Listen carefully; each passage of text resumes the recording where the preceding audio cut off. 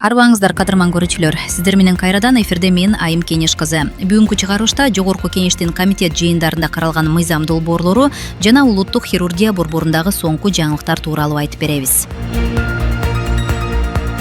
Бүгүн Жогорку Кеңештин төрагасы Марлен Маматалиев баштаган депутаттар Мамбет Мамакеев атындагы улуттук хирургия борборунун иши менен таанышып, дарыгерлердин эмгегине баа беришти. Иш сапардын жүрүшүндө жакында ийгиликтүү жасалган боор алмаштыруу операциясы жана борбордогу акыркы өзгөрүүлөр тууралуу маалымат берилди.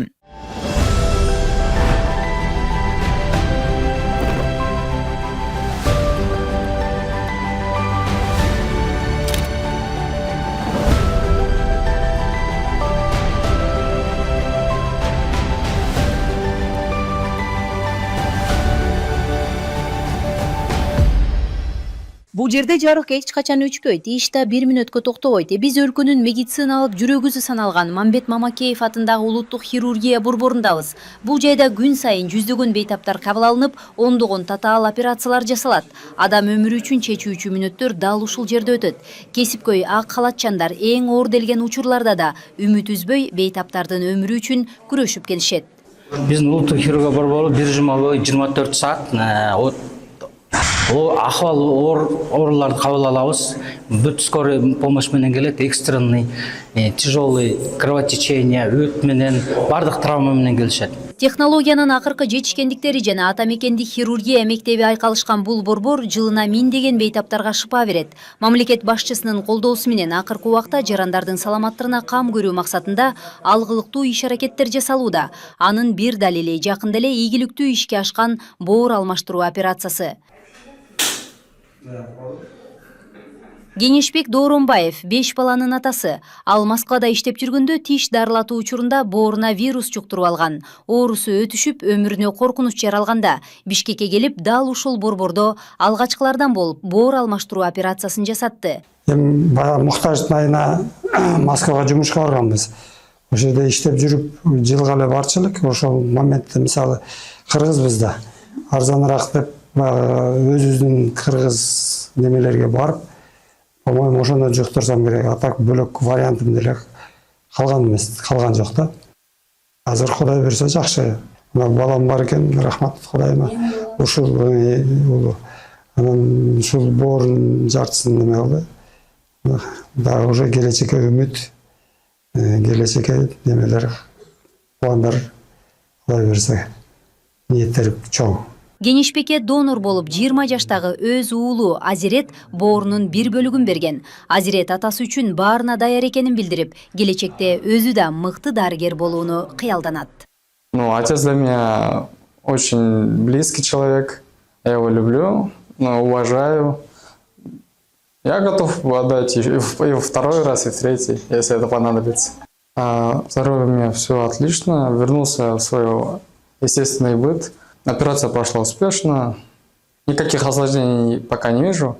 Жогорку Кеңештин төрагасы Марлен Маматалиев баштаган депутаттар аталган борборго келип, медициналык мекеменин иши менен таанышты. Төрага алгач тарыхый операцияны ийгиликтүү жасаган дарыгерлер менен баарлашып, бейтаптардын абалын сурады.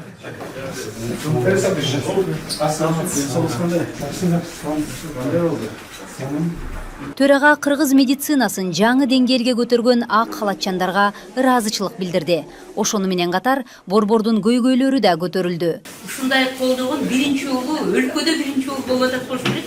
Ушу сиз баштап бардык соцкомитеттеги биздин реанимацияны көрүп атасыздар, абдан биз ойлогонбуз ушул жерде баары өткөзөбүз. Биз бир айда бир эле больнойду өткөзгөнгө жетишебиз, себеби бул абдан тар болуп атат. Бизге трансплантология бөлүмү керек экен. Дарыгерлер менен болгон баарлашууда төрага Марлен Маматалиев акыркы жылдары президенттин тапшырмасынын негизинде саламаттык сактоо тармагына бөлүнгөн каражат көбөйүп жатканын белгиледи. Анын айтымында медициналык мекемелер жаңыланып, заманбап жабдуулар алынууда. Мындан тышкары медицина кызматкерлеринин эмгек акылары жогорулап, алардын иштөө шарттарын жакшыртууга өзгөчө көңүл бурулуп жатканын билдирди. Президентибиздин тапшырмасы бүгүнкү күнү аткарылып, толук түрдө ушул өзүбүздүн Кыргызстаныбызда операциялар жасалып, биз өз көзүбүз менен көрүп, сыймыктанып отурабыз, кубанып отурабыз. Анткени бизге депутаттар өзгөчө көп кайрылуулар болот. Элдер агылып эле келет. Бириси Турцияга десе, экинчиси Индияга дейт, үчүнчүсү такыр акча жок. Ар кандай кайрылуулар да болот. Биз ошол жерде эми колдон келсе жардам бересиң, колдон келбей калса кайгырасың, айтор кандай болбосун, тилеп эле жүрчүк. Мына уже кыялыбыз ишке ашып, мына бүгүнкү күнү сиздердин жамаатыңыздарга, врачтарга, баарыңыздарга терең ыраазычылык билдиребиз парламенттин атынан.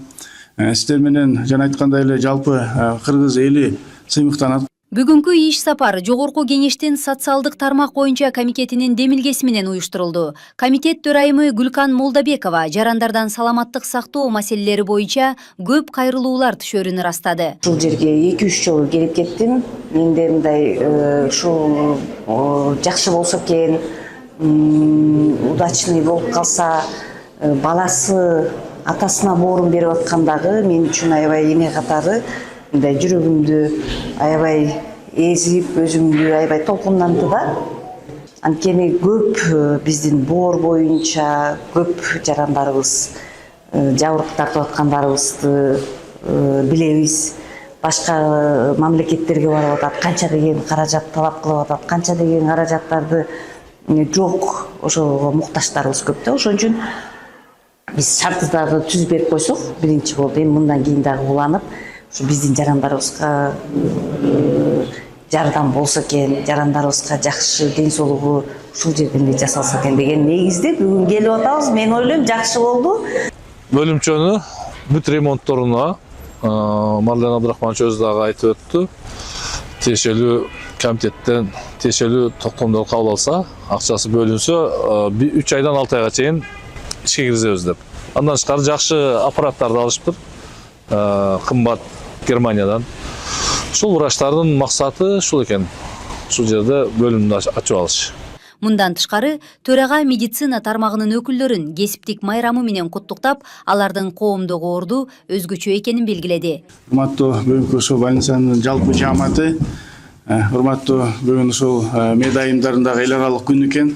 Сиздерди биринчи кезекте ошол эл аралык майрамыңыздар менен чын жүрөктөн куттуктайбыз. Атайын ушул жерге келип, сиздердин бүгүнкү жакшы жетишкендиктерди өз көзүбүз менен көрүп, сыймыктанып, анткени биз бул мамлекетибиз үчүн чоң жетишкендик. Иш чаранын жүрүшүндө алдыңкы медицина кызматкерлерине Жогорку Кеңештин сыйлыктары тапшырылды. Белгилей кетсек, төрага менен бирге Борборго Гүлкан Молдобекова баштаган эмгек, саламаттык сактоо, аялдар иштери жана социалдык маселелер боюнча комитеттин мүчөлөрү Гүлнара Баатырова, Улукбек Карыбек уулу, Советбек Рустамбек уулу, Айгүл Ахмедова, Мавлюда Калбердиева, Жайлообай Нышанов, Гүлжан Сатиева, Эдита Тайгараева жана Жылдыз Эгенбердиева барды. Бүгүн финансы, бюджет, ишкердик жана атаандаштыкты өнүктүрүү боюнча комитети ички аудит жөнүндө мыйзам долбоорун карады. Министрлер кабинетинин турагасы демилгелеген документ ички аудиторлордун көз карандысыз иштөөсүнө, кесиптик деңгээлин жогорулатууга жана жоопкерчилигин күчөтүүгө багытталган.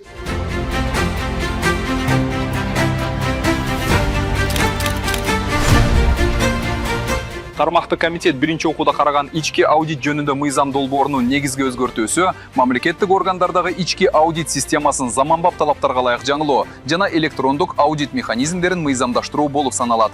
Министрлер кабинетинин тапшырмасы менен биз ошол борборлоштурулган бухгалтердик эсеп программасын иштеп чыгып, азыр өндүрүшкө кирип атат. 2026 толук кандуу иштеп атат. Мындай жетишпегендиктер бар, бирок аракет кылып киргизип атабыз. Ошолдун алкагында электрондук аудит деген модуль киргиздик. Бул кандай болот? Бул жерде биз ошол бузуулардын классификаторун бекитип чыктык. Аны эсептөө палатасы менен дагы азыр кошумчалар жүргүзүлүп атат.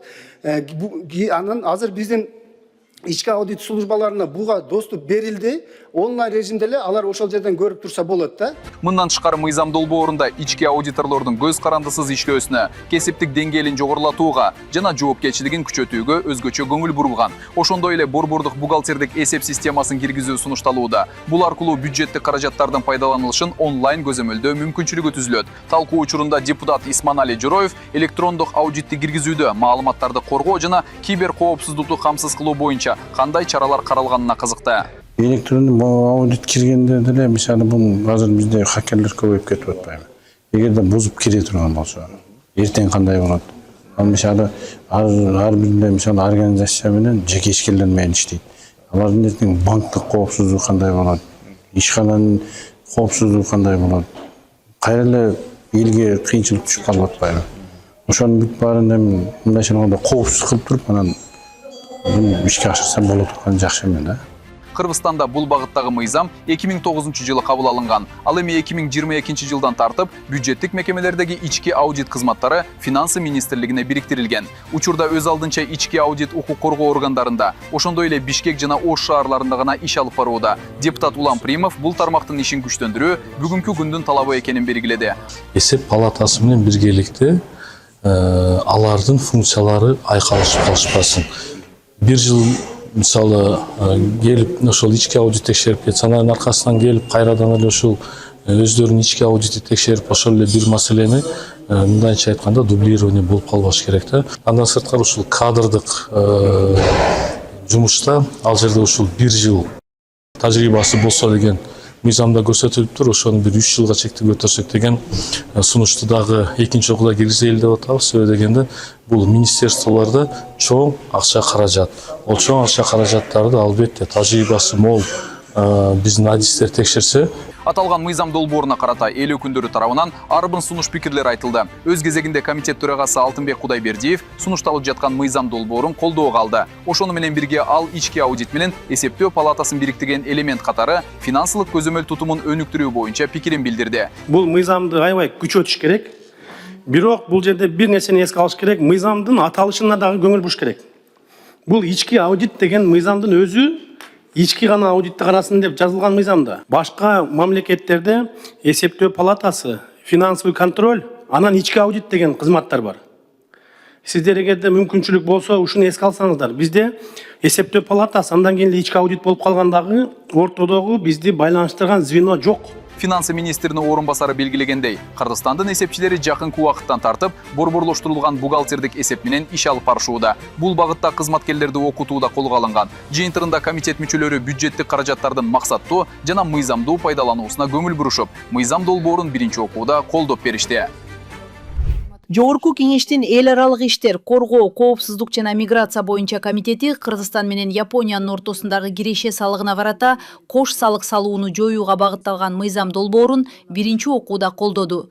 Демилгенин негизги максаты эки өлкөдөгү чарбалык субъекттердин кирешелерине эки ирет салык салууну болтурбоо болуп саналат.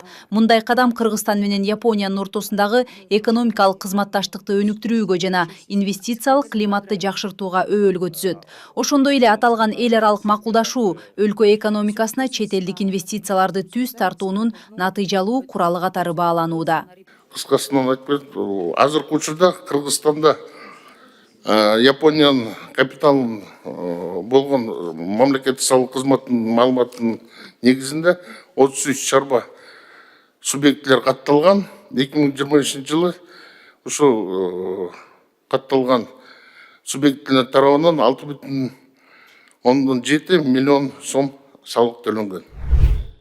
Электрондук соода жүгүртүүнү өнүктүрүүгө жагымдуу шарттар түзүлүүдө. Жогорку кеңештин тармактык комитети Түрк мамлекеттери уюмуна мүчө өлкөлөрдүн өкмөттөрүнүн ортосундагы санариптик экономика жаатындагы өнөктөштүк тууралуу макулдашууну ратификациялоо жөнүндө мыйзам долбоорун экинчи окууда жактырды. Макулдашууга 2024 жылдын 6 ноябрында Бишкек шаарында кол коюлган. Макулдашуунун максаты Түрк мамлекеттери уюмуна мүчө өлкөлөрдүн ортосунда электрондук коммерция тармагындагы товар жүгүртүүнү көбөйтүү үчүн шарттарды түзүү болуп саналат. Андан тышкары мыйзам долбоорунда керектөөчүлөрдүн укуктарын коргоо, экспресс жеткирүү кызматтары, жеке маалыматтарды коргоо жана электрондук коммерция жаатындагы бизнес коомчулуктардын кызматташуусу сыяктуу багыттар камтылган.